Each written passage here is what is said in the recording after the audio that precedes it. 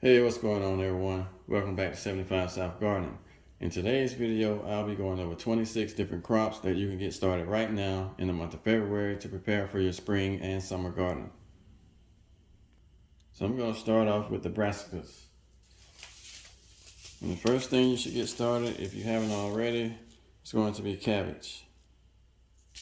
This is a 70-day variety, and by the time April gets here and it gets too warm, it'll be ready to harvest. The second thing you should get started is kale. You can also go ahead and start your bok choy. And you still have time for broccoli, but you want to make sure that it's a container variety that will finish within 60 days. Now, the reason I say use a container variety is because once it gets warm, your broccoli is probably going to bolt. Just like your spinach and your mustard greens. They do not do well in heat. Now you still have time to grow arugula and Swiss chard. The last two that I will go ahead and plant right now before it gets too warm is going to be turnips and lettuce. They don't do well in heat either. It's a good time to go ahead and start your chives. You can also get your radish started. Now you want to direct sow these. You don't want to grow them from transplants. And from direct sowing, they should be ready to harvest within 40 days. Sometimes within 25 to 30 days. So it's possible that you could finish by the end of the month and then start more seeds once you harvest those. It's also a good time to go ahead and start your herbs. So you can go ahead and start your oregano, your sage, parsley, and thyme. Now back in January, I started thyme and it didn't germinate, so I'll be starting more of that today also. You also want to start your carrots. These take a long time to germinate. So you want to go ahead and direct sow them outdoors. So by the time mid-March gets here, you have nice sized seedlings that will be ready to harvest towards the end of spring. Now another one that takes a long time is your bell peppers or any type of pepper plant. You want to get these started also. They can take up to 3 weeks just to germinate. So go ahead and start your peppers now. That way, by the end of spring, you have nice transplants that you can transplant into your garden. And one of the most important things to go ahead and get started right now is going to be flowers. These are going to attract the pollinators that you need to pollinate your flowers. So I'll be growing the marigolds along with those snapdragons. And this is a dwarf French variety. And I also have a big variety called the crackerjack.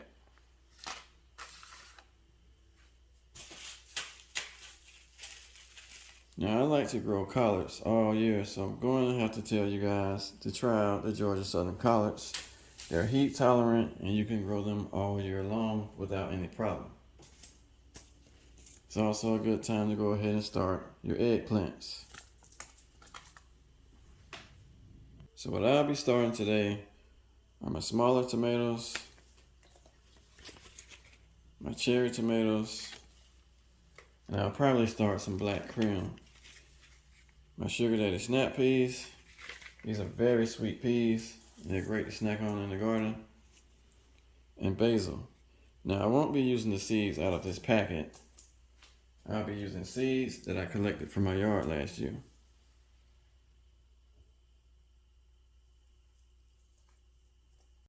I'll also be starting more cherry tomatoes.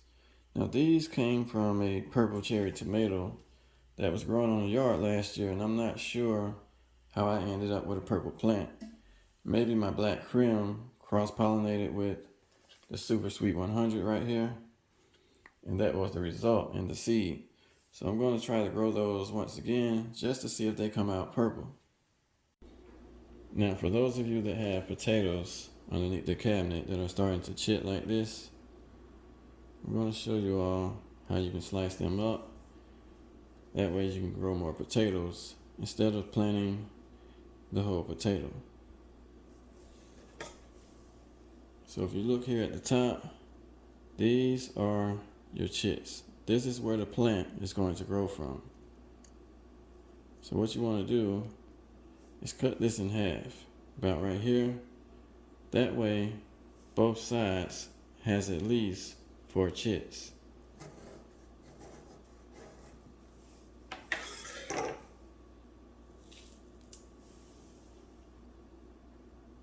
Now when growing russet potatoes, you want anywhere from 2 to 4 chits. The less potato plants you have, the bigger your potatoes will be.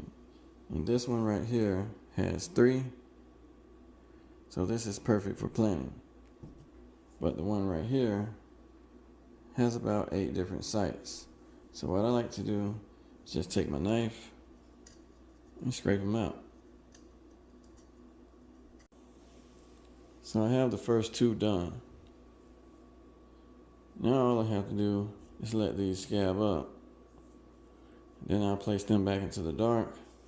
And by the end of the month, they should be ready to go into the ground for a late spring, early summer harvest. I'll also be growing determinants. Now these are red Pontiacs and a Yukon Gold that were harvested back in the fall. They're now starting to chit and they will be going into the ground at the end of the month. Now with the determinants, you don't have to worry about the number of chits. These will grow just fine if you plant them like this. Now I have tried to reduce the amount of chits on the determinants and they make them slightly larger, but it's not a major difference. Now what I'm going to do is go ahead and plant my seeds. So I'm going to start off with the purple cherry.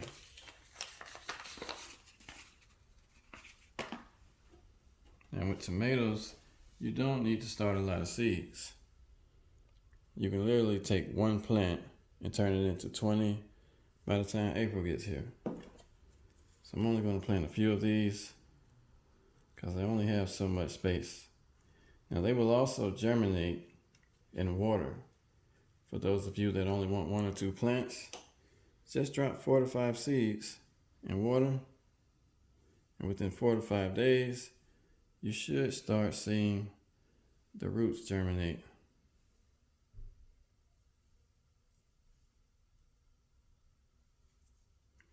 Now all I have to do is cover that up, and that's it. So I'll do the same thing for my super sweets, my Abe Lincolns here, and the snap peas. I'll go ahead and do these just to show you guys. Now these grow very fast. Within 4 days, they will be coming up out of the soil. So I'm simply going to take my finger and press it down like that.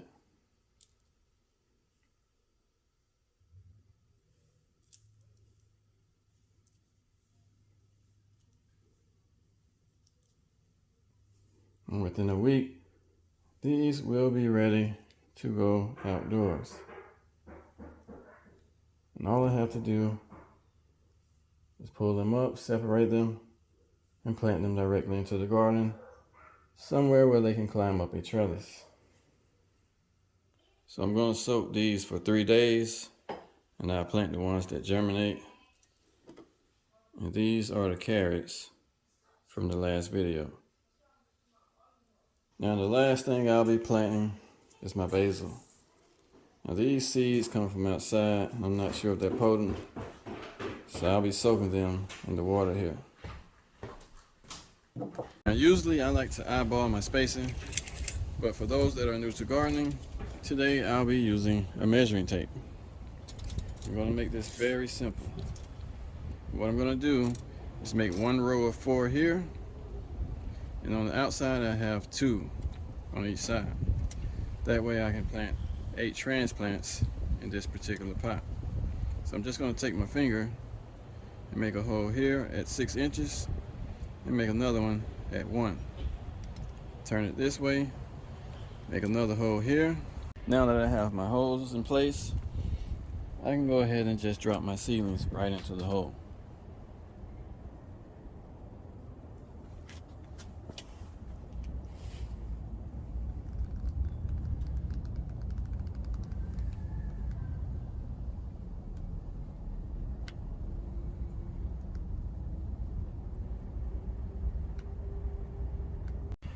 plant should look something like this when you finish. So I'm going to do the same thing for my 20-pound grow bag here. And that's pretty much it when it comes to transplanting your mustard greens. Remember, 6 to 12 inches of space in between plants and 12 inches in between rows if you're using raised beds. Now it's been 3 days since I've planted the mustard greens. They've just started to perk back up. So within 30 days, we should have some nice sized mustard greens here. And that's pretty much it for today's video, you guys. Always remember to plan your garden with your health in mind.